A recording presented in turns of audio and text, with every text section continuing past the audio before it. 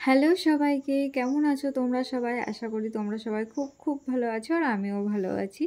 তো আজকের ভিডিওতে আমি তোমাদের সাথে শেয়ার করব আজকে পেন্টিং, যেটা আমি নিজে করছিলাম না, অন্য একজন করছিল। গেছিলাম দিদি বাড়িতে, পুজো ছিল তার জন্য। গিয়ে ভাবলাম যে কি করব। খাওয়া দাওয়ার পর, ডিনারের পরে আমি একটুখানি বসেছিলাম। তারপর দেখলাম যে ও ঠাকুরকে রং করছে।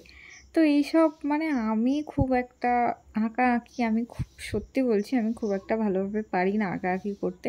কিন্তু ও দেখলাম খুব সুন্দর করে আঁকছিল। ও আঁকা শেখে এবং ওর ছোটোবেলার থেকে না অন্যরকম একটা কি বলবো, ওর মধ্যে অন্যরকম আছে। ও ঠাকুর বানাতে পারে, মাটি দিয়ে ঠাকুর বানায়, এই ওই বানায়, অনেক কিছুই বানাতে পারে।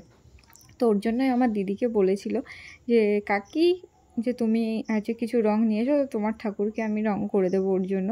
এই একটা লক্ষ্মী ঠাকুর, একটা রাধাকৃষ্ণ। তো ফার্স্টে ও পুরো সাদা কালার করে নিয়েছিল ভালোভাবে ঠাকুরকে, তারপরে ওটাকে শুকাচ্ছিল, তারপর ওটাকে আবার রাধাকৃষ্ণকে রং করে ওটাকে শুকিয়ে আবার রেড কালার করছিল।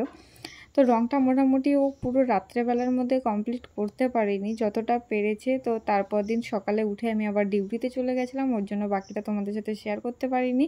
তো এটুকুই মোটামুটি আমি তোমাদের সাথে শেয়ার করলাম। কেমন হয়েছে অবশ্যই জানিও। থ্যাংক ইউ সবাইকে।